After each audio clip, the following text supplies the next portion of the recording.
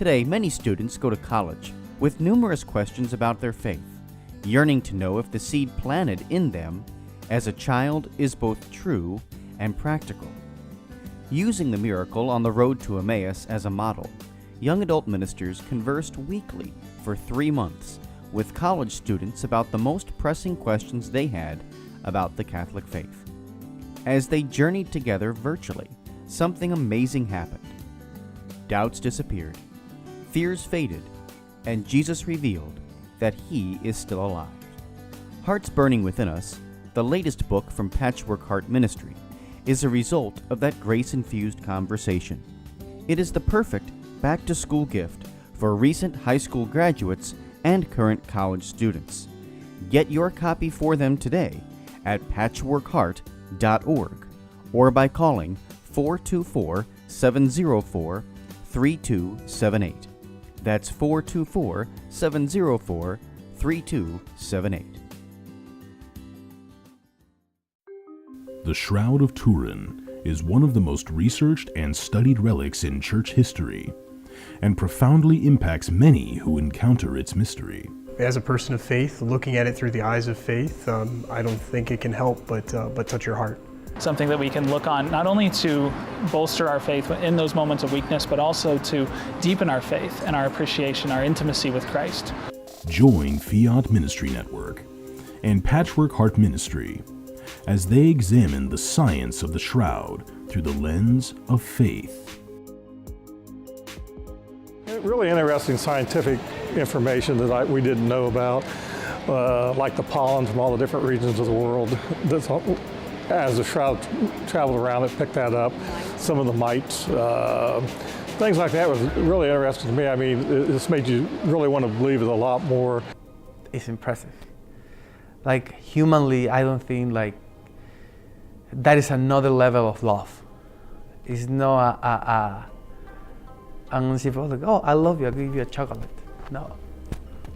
I'm giving you more than my life. I'm giving you my suffering. Asking both experts and disciples, who do you say I am?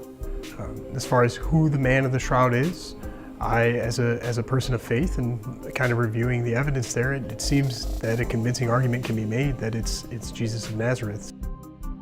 Visit patchworkheart.org/shroud to learn more and get exclusive behind-the-scenes updates for your support.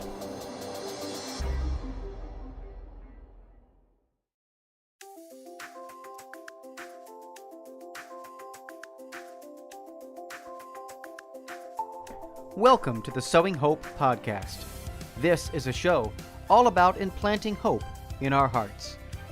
I'm Bill Snyder, joined by my friend Ann DeSantis.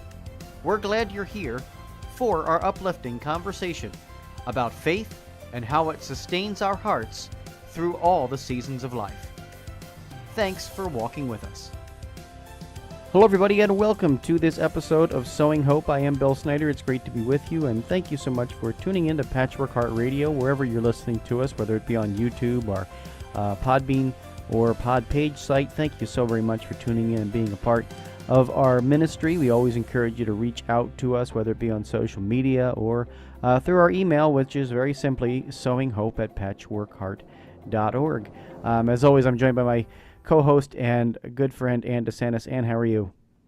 Doing great. Good to be here, Bill, on our series. And I know we're headed toward the end, not quite there yet, but it's great to be here and talk about it. Yeah. Yeah, I'm excited. It's episode 9 of this series, and it's unbelievable that we've done 9 episodes of Catholic parenting. I mean, I'm the father of an 11-month-old, so it's incredible that I've done 9 episodes on parenting. But I'm excited for this particular episode as well. Yeah, I am too. And just to recap for those listening, that this is a 10-part series on parenting. Episode 9 is ages 18 to 22. So really we're talking about college. And it just so happens that Bill and I wrote a book last year in 2021 with two other friends. The book is called Hearts Burning Within Us, which is available at patchworkheart.org. So check it out. But it's a great topic for us because we took almost a whole year, half a year or so, writing a book. Yeah. for this very age. So I think it's appropriate for us to talk about parenting and ways that you can evangelize age. Yeah, absolutely. 100%. I think, us writing the book gives us some really good context into the um, minds of college students, right? Like, just to give people the snapshot, you may have heard it on another podcast, but for those of you who haven't, what we did was we took a unique approach I c- eh, to kind of write a book that's relevant for college kids. And what we did was we used the story of the road to Emmaus. So you hear that, especially around this time of year, right, Ann? This is the time, I think it's either this weekend or maybe next weekend that they read the road to Emmaus story. Um, but the road to Emmaus story serves as a backdrop for the book. And um, what we did was, we really walked with students along a journey. So each week, what we would do is we would meet with 5 different students from 3 different Catholic universities, and we would talk with them about the questions that they had on their heart about the faith. And it could be anything. There was no question that was off limits. They could ask any question, whether it be about sexual morality, about drug use, whatever was on their minds. And some of that surprised us, I think, like, wow, this was a question they asked or whatever. But what was cool about it was that the way we went about it was we met every week. And so as authors, and myself, Jen Oakley now, and Maggie, what we would do is we would sit down and we'd write them over the course of the week, and they'd come back to us and they'd have read the answers, and we'd have a discussion each week. So it was not like we were just saying, hey, submit your questions for this book and you're never going to hear from us again, or you're going to see a finished product. No, it was not that. It was really this walking along this journey hand in hand and answering questions and, having disagreements about certain things. And the amazing thing about that, though, was that the Lord showed up just like he did on the road to Emmaus. Like, that was the intention, that, wherever 2 or 3 are gathered, right, as these 2 disciples walk along, Christ becomes present to them in a very real and special way along this miracle. But we have that promise from Christ that wherever 2 or 3 are gathered in my name, I am with them. And so we just knew that the Lord was going to show up. And that's how this book came to be. And it's beautiful. It's fascinating process. It was a process that I think really was guided by the Holy Spirit, because we all kind of look at the end of it. We're like, okay, wow, we were like, wow, I can't believe that this happened. And it was through all of our hard work, but it was also like, wow, God, you really did something incredible here. And so, as happy we are that the book is out and it's published to our good friends at Charis Publishing, and you can head over there to their website as well to purchase it in addition to ours or Amazon or wherever. But we were really excited to get that unique view into college students' lives. So yeah, I think for this episode here, just talking about those things that from that unique window that we had, it was pretty special and awesome. Yeah, it really was. And I think it was interesting that we did that during the pandemic. It was kind of a perfect time because life was. And so it's just a wonderful topic, I think, because let's face it, I believe age, this 18 to 22, is really one of the most crucial times of people making that decision that do they want to hold on to or don't. And so our book is just a wonderful resource. But maybe we can just dig right into this topic, Bill, because I know you have a lot of experience with working with young people, especially when you were a youth minister. And I have kids, and we went through that time, and they were able to hold on to their faith. And with that, I'm going to give a tidbit of wisdom, I guess, which I've shared on other podcasts. And I know I'm repeating this over and over again. It's such a big thing when it comes to evangelizing our kids. And it's a real simple advice, and it's for any age, but I think especially for this age, it's important, is that we as parents, when we love and care about our faith in a real way, I'm not talking about a false way, a checkbox way,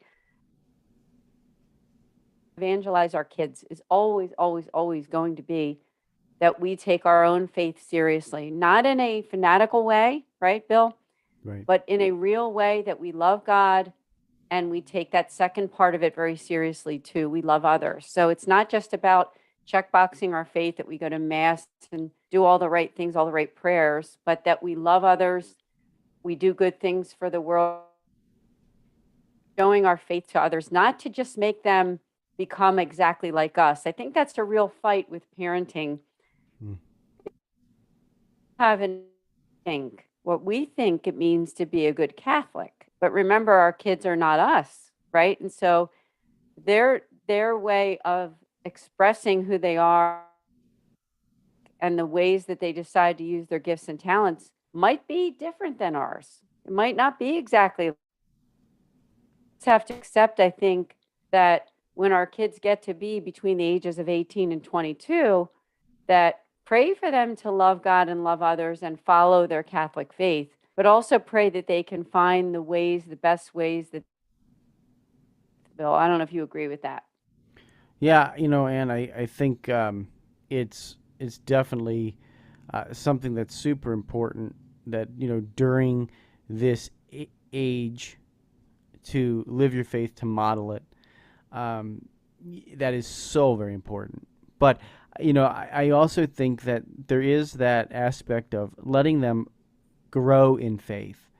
And relying on the fact, we talked a lot about, really instilling the faith from a young age in, your student, in your child, right?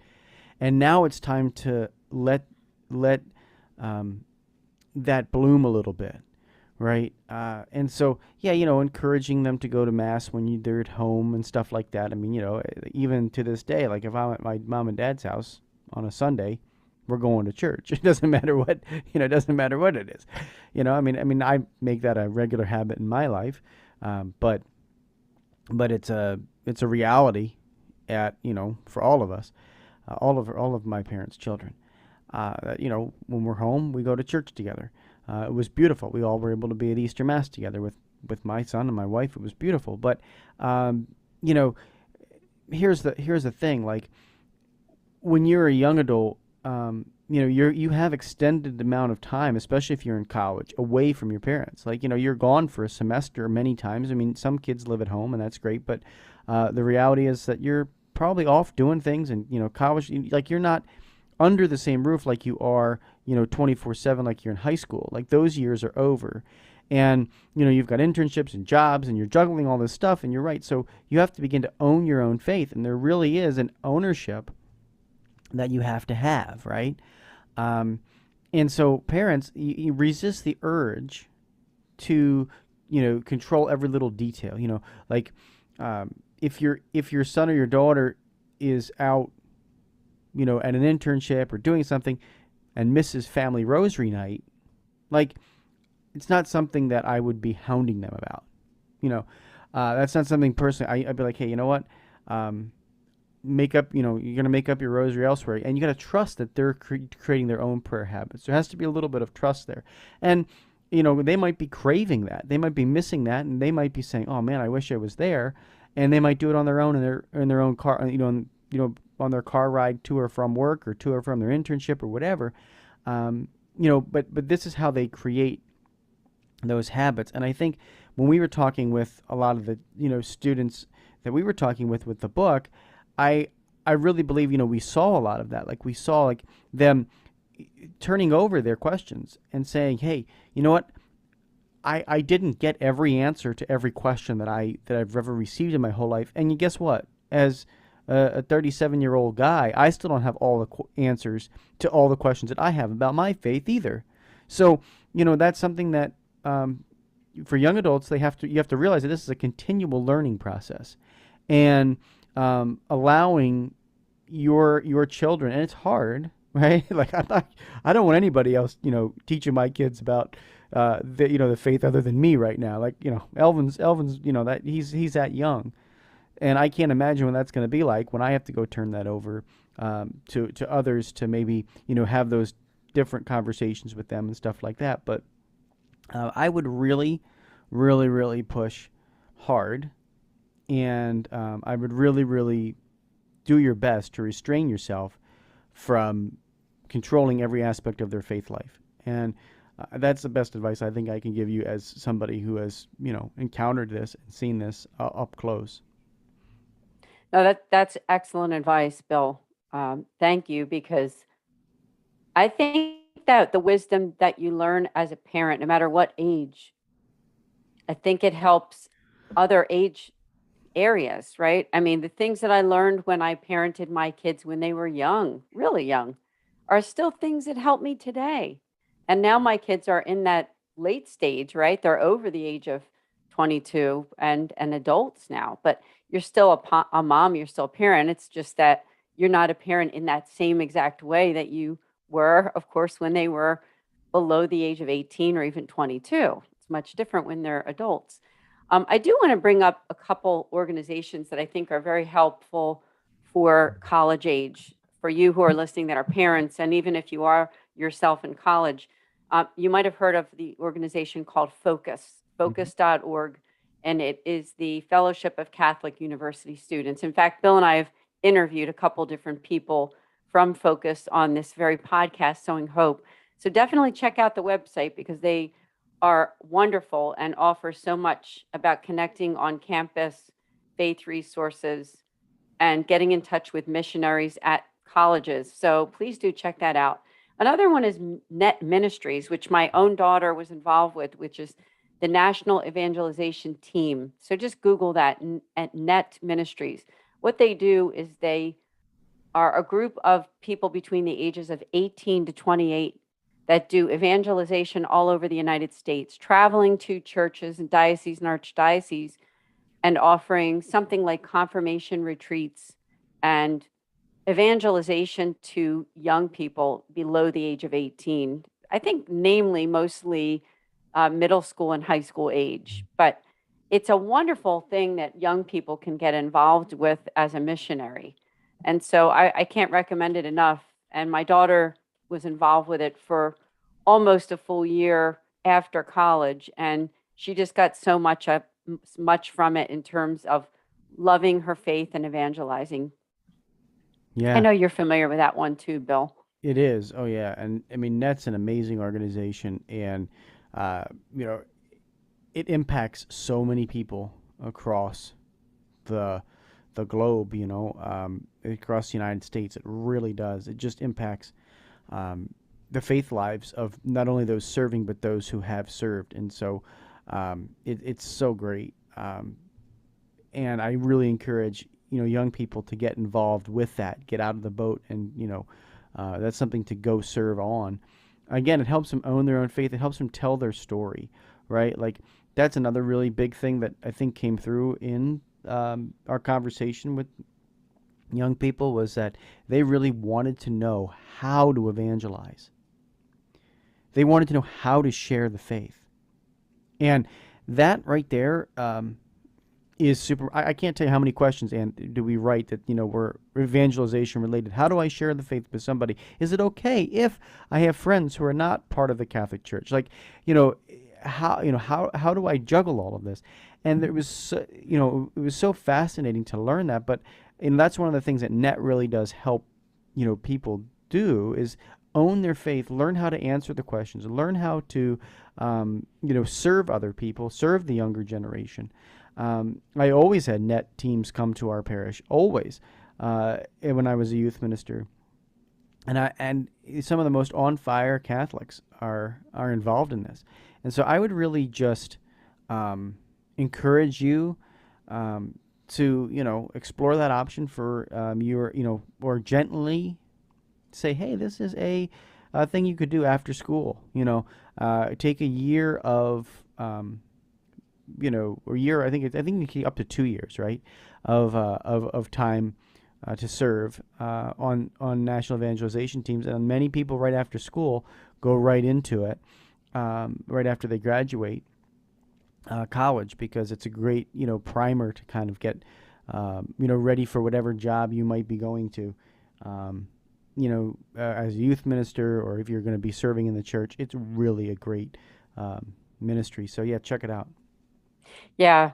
And it's a matter of fact, Bill, it's so funny, but just last night, when the Net Ministry team comes into a church, what they do is they stay with parishioners. They're asked to stay overnight, be a guest with some of the parishioners so they have a place to stay. And so literally just last night, we had two of them here. So it's just a coincidental thing. We're taping this here in April of 2022. But as I said, my daughter got so much from it. And another thing I think is advice for parents to pass on to your kids who are ages 18 to 22 is for them to find some Catholic groups to attend, Christian or Catholic groups to attend on campus, something like Focus, or maybe there's some kind of prayer groups or other ministries that are on the campuses of your daughter or son's college.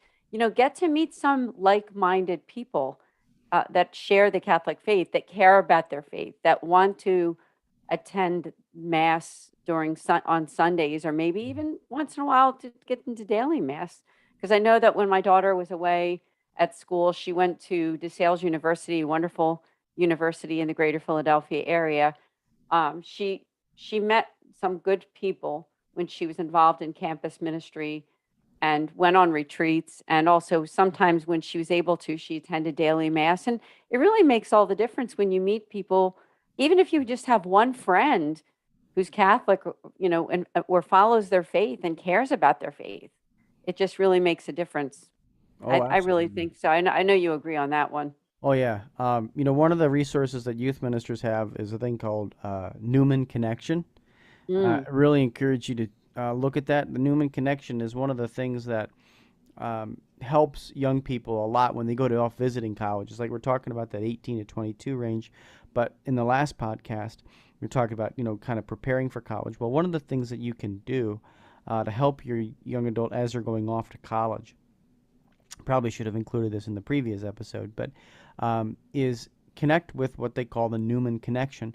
And what they do is they have a data bank, basically, of every spiritual resource, Catholic spiritual resource that the university offers, even if it's a state school. So many places, at state schools have what they call a Newman Center. But if you go to a Catholic university, there are not, Newman Centers. There are, campus ministry offices, but it doesn't matter whether you go to a Catholic school or a state school or whatever.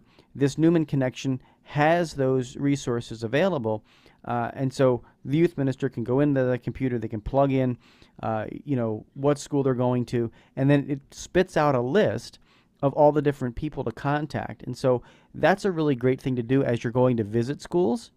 And say, hey, let's swing by the campus ministry office. I've got their name of the campus minister. I've got the name of this person at the Newman Center. And what we're going to do is we're going to swing by, say hello, and figure out what resources are available on campus as well. With Mass times and whatever, and do they have retreats? What are they offering? Mission trips over the summer? What are the things they're doing? So I think that's a big help when you're preparing for college. Get your students the resources so that they know where they're going, and it gives them a group of instant friends, really. It gives you a group of instant friends when you've got your retreats and you've got submission trips lined up and you've got meetings on Tuesday nights or whatever for your faith. Like that's awesome. So check that out and do it in advance before they go away to school during their tours of the school and all that. Oh, that's great. I'm so glad you brought that up. Because the Newman Centers, to me, I just think do so much. And I'm in the Archdiocese of Philadelphia and have attended meetings, even recently, hearing some people witness to how much those Newman centers have made a difference for their child's faith, or for their faith, I should say, because they're the students were the ones that were speaking, and it really makes a huge difference. I just wanted to back up about the Net Ministries in case somebody's listening and you know someone, you or someone you know is interested in finding out more. Is that website is netusa.org, and they challenge young Catholics to love Christ and embrace the life of the church through youth retreats and disciple ministry. Now, remember, for this age group, for the 18 to 20, actually, I believe it's 18 to 28, they're missionaries. So if it would basically mean that, you or someone would take some time off, maybe 9 months to a year, where they're giving their time to travel all over the United States as a missionary. And it's a great thing, because when you hear missionary, sometimes we think of outside of the United States. I mean, these are people that are evangelizing people we know, that we live around, right? People that are in our own parish communities who need to understand their faith more and fall in love with it. So that's really what it's all about. Yeah. Oh, absolutely. No, you're exactly right, Ann. And college students have such a beautiful, opportunity, as I said, to own their own faith, and Net is just one of those ways to do that. But if you're a college student listening to this with your mom or dad or whatever, know that this is the opportunity to go ask your tough questions, and receive the answers. And even if you don't agree with every answer, still make the effort to seek that out. Still make the effort to go and get your answers, because I know that you're going to feel better when you seek and you own your own faith. The other thing is, a lot of if you grew up in a very catechetical household, and you've been going to youth groups and going to all of these different things, you probably have a wonderful head knowledge of the faith, right? You probably got an understanding of the catechism if you were going to your youth groups and all of that stuff. You probably got that. You may have even had some opportunities to go to Steubenville conferences or go to different mission trips and things like that in high school. But I really know that college students have a unique opportunity to encounter Christ in a way that is not so juvenile. And I'm not saying that these mission trips or Steubenville conferences are juvenile. What I'm saying is that you have a opportunity to cross over the threshold from the fun and games of our these different things into the hard work of evangelization in the church. So you have the opportunity not only to own it, but to have an adult relationship with Christ, and begin to set footing up for your future to have an adult relationship with Christ and the church. Many people start thinking about dating, looking at what their future is going to be after school, and you have that opportunity as a college student to prepare your faith life well, so that you can set on solid ground your adult faith life, and begin to think about children and all of those other things that we'll probably get into in the next episode, Ann. But exactly. They're all great points. I'm glad you brought that up, because it's a good lead in, Bill. That what you just said, it's a great lead in to what's coming next, the last podcast, right, of this series, which is going to be, and you might look at Bill and I and think, well, how do you know what it's like to parent over the age of 22? Well, for me, I do, because mine are older. But you know what? This is really for anybody who's an older adult, and you're a parenting that maybe you're in your 50s, 60s, or even 70s. So this is going to be beyond the age of 22 into adulthood, and having those, maybe the fact that your children might even be contemplating marriage or have once the grandchildren start to come. So it's going to be a great podcast because we're really going to talk about all those phases of early adulthood and going into middle adulthood as a parent and what that's like and how you can still continue that legacy of faith, right? No matter what part of parenting stage of parenting you're at. So I think it's awesome. I also want to mention something Bill and I just discussed. Keep an eye because we talked about the book that we wrote, The Heart's Burning Within Us. There is a possibility that we might be doing a monthly podcast through Patchwork Heart Ministry and the St. Raymond Onatus Foundation Families in Crisis series, where we will be doing a whole series on those chapters of the book. So if you get a hold of that book and you buy it on patchworkheart.org, then you can actually partake and hear the discussions that we have about those chapters. So hope you can join us for that. Thank you so much, Bill. Oh, yeah, absolutely. And this has been a wonderful conversation. And so for all of you listening at home, all of you joining us, thank you so much for being with us here on Sowing Hope Podcast. And we look forward to being with you next week for that last part of this 10-part series. But until next time, from all of us here at Patchwork Heart Ministry, may God bless you, your families, and keep beating to your Catholic heart. Thanks for listening to this episode of Sowing Hope on Patchwork Heart Radio. For more information about this podcast and our ministries, visit our websites, patchworkheart.org and andesantis.com. You can also follow and interact with us on Twitter at PWH Ministry or Andy Santis 2.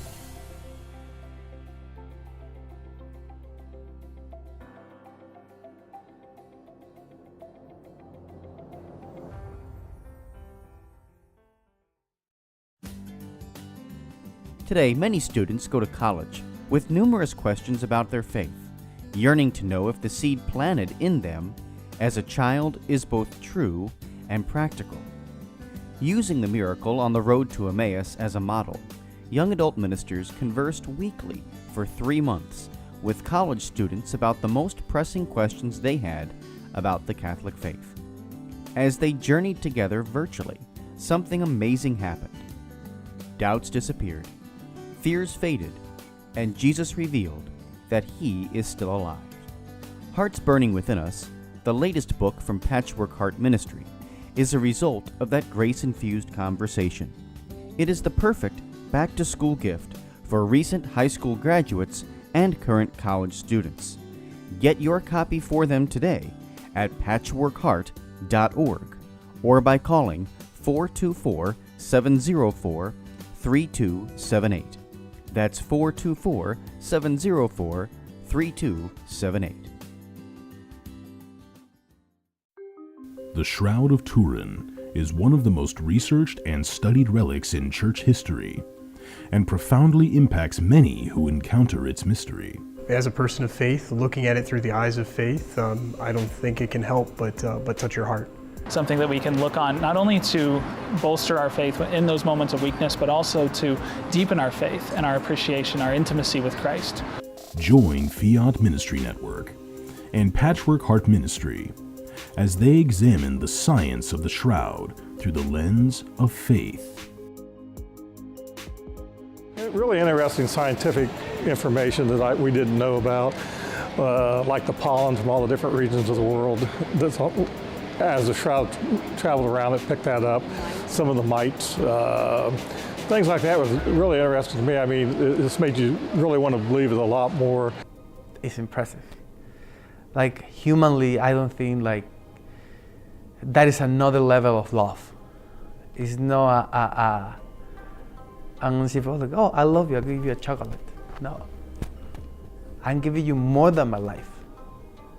I'm giving you my suffering. Asking both experts and disciples, who do you say I am? As far as who the man of the shroud is, as a person of faith and kind of reviewing the evidence there, it seems that a convincing argument can be made that it's Jesus of Nazareth.